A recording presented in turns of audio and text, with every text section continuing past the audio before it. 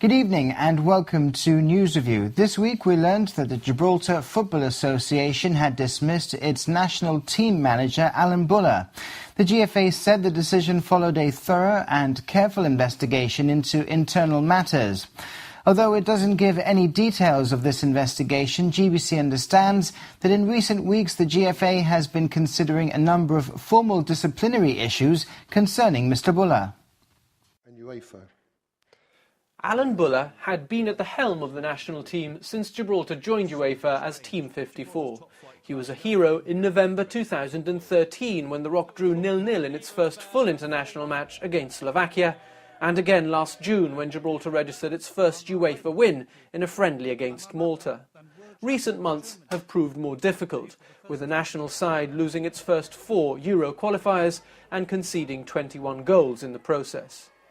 But there's no suggestion that today's news that the GFA has parted ways with Mr. Buller reflects his team's performances or their results. The reasons for his dismissal are not wholly clear. Mr. Buller is a strong character, and since he started his association with the GFA in 2010, he's not been afraid of speaking his mind. The GFA has today remained tight-lipped. After issuing a statement, GFA Communications Manager Stephen Gonzalez told GBC that the association would not comment any further. Although it hasn't released any details of its investigation, GBC understands that in recent weeks the GFA has been looking at a number of disciplinary issues concerning Mr. Buller. It could be that today's dismissal is the culmination of those disciplinary procedures. In its statement, the GFA does say that the decision to dismiss him was not reached lightly or hastily, adding the search for a new Gibraltar national team manager will begin immediately and that it remains committed to safeguarding football on the Rock and ensuring the national team remains the pinnacle of Gibraltarian football. The association has also thanked Mr. Buller for his work in recent years. So what about Alan Buller's side of the story? A source close to him told GBC he was informed of his dismissal this morning at 11:30 in a letter he describes as dismal, sent to him by email, signed by the GFA Council. He says his dismissal is based on 2 points that he totally disagrees with, but is not at liberty to talk about at present. GBC understands he was seeking legal advice this afternoon. Mr. Buller has told us he was totally shocked and disappointed by the news. He also thinks it's bad timing, given that Gibraltar is preparing to face Scotland as part of its Euro qualifying campaign. He says his time as Gibraltar manager has been a success, thanks to the hard work of most of his backroom staff, the players and the supporters. He told us he'll now concentrate on completing his professional licence and will have to look for a new job. Both the GFA and Mr. Buller have declined to speak to GBC cameras today.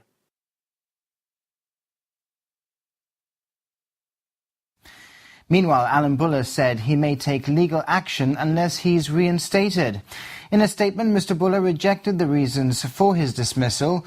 These are that he was in breach of contract after making derogatory statements against the GFA and that he displayed aggressive behaviour and unacceptable manners against members of the GFA and its council.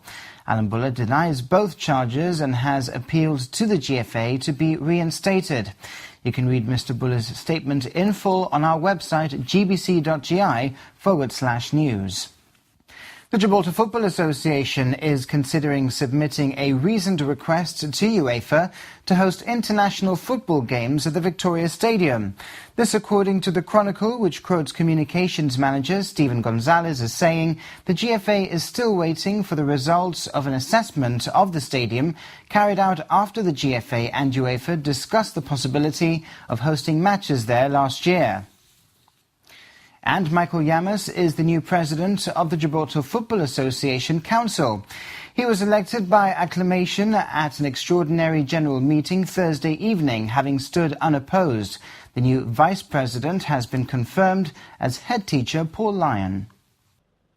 The position of president of the GFA Council had been vacant since Desmond Rioch resigned last month, citing personal reasons. In recent weeks, Michael Yamas, formerly vice president, had been acting president, but now he's been confirmed as Mr. Rioch's long-term successor. The GFA's annual general meeting got underway at about 6:30 this evening. The EGM followed immediately after. The position of GFA Council President is one of significant responsibility in an association embracing the opportunities but also having to face up to the challenges presented by UEFA membership. The position is non-remunerated. A Queen's Counsel, Mr Jamas, is set to become Gibraltar's Attorney General in the coming months. The GFA is, of course, still without a national team manager, having released Alan Buller earlier this week.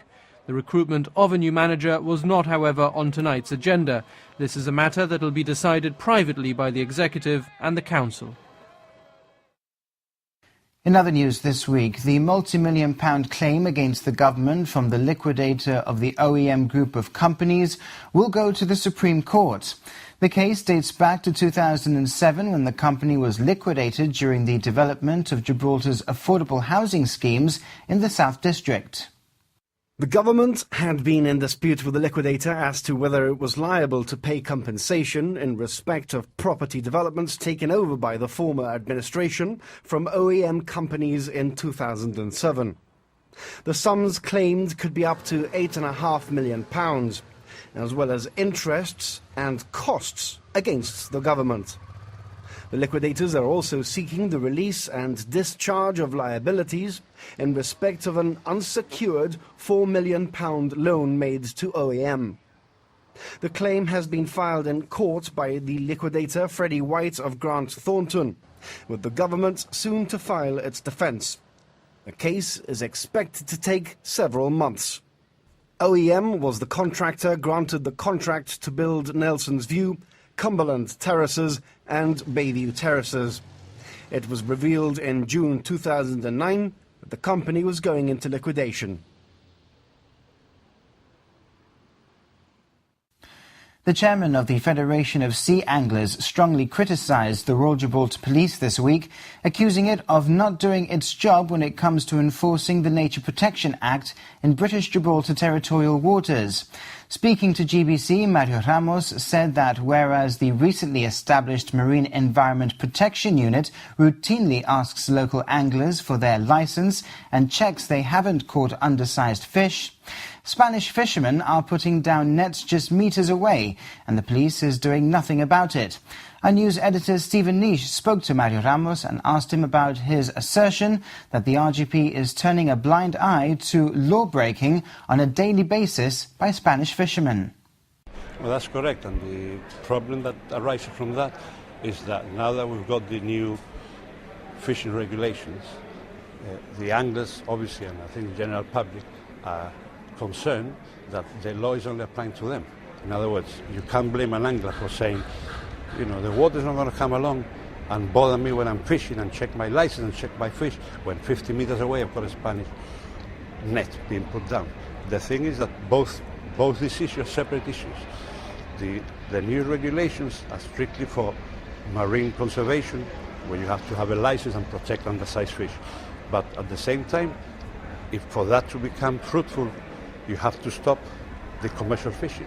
And the Spanish fishing is not related to the issue of licenses.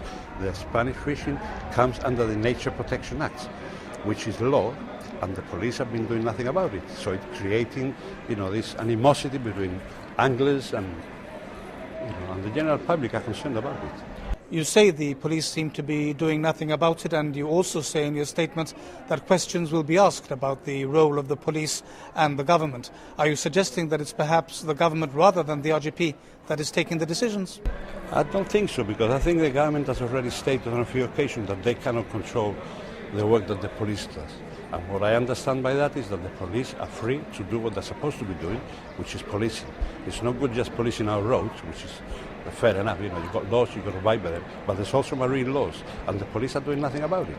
I mean, the same offender is there day in, day out, the same boats, and for the police to turn around and say, we are warning them, I mean, how many times do you have to warn an offender? You can warn them once, but if it's being done on a daily basis, something has got to be done, and if they don't want to confront them physically, well, remove the nets, which is what happened yesterday. Yesterday, of course, it was the Port Department rather than the police. You would like to see the police doing this more often as well? Well, I don't know if behind closed doors there's been some maybe agreement between the police and the port so that the police maybe don't end up being the baddies in creating a political incident. and the ports can be justified by removing nets and saying that they're causing maritime obstructions. So, I'll have to find that out later on. You also raised the question of the Marine Environment Protection Unit, which you say is under-resourced and which the police have sometimes said are the ones who are responsible for enforcing the regulations. So that's a matter that's giving you cause for concern as well. Well, in all fairness, the wardens, there's probably not enough of them because there's a difference between wardens who are probably on a working shift as compared to the police who are there to uphold the law 24/7, and they've got the manpower and the marine resources, but they've got an even bigger boat now. And to try and sort of shift the bucket onto the marine environment, I think it's trying to get out of it. Because the marine environment, so far, they've been doing a pretty good job. Even though people might criticise them, I know for a fact that over 80 foreign anglers have already been expelled by fishing in Gibraltar without licenses. Well, you've issued this statement today. Is there anything else that you're doing behind the scenes to try and find out why so few Spanish fishermen are being brought to book? Yes, our next step is to officially ask the Commissioner for a meeting with the representative of the Federation and see what comes out of that. The Royal Gibraltar Police is investigating an incident where an armed police officer reportedly discharged a weapon inside the air terminal. This was according to a report in the Panorama on Thursday. In a statement, the Royal Gibraltar Police confirmed it had launched an internal investigation into an unauthorised discharge at the air terminal building. It said the armed firearms officer, who has been trained to the standards set by the Association of Chief Police Officers, has been relieved of firearms duties until further notice. And we'll be back with more of this week's news after this break.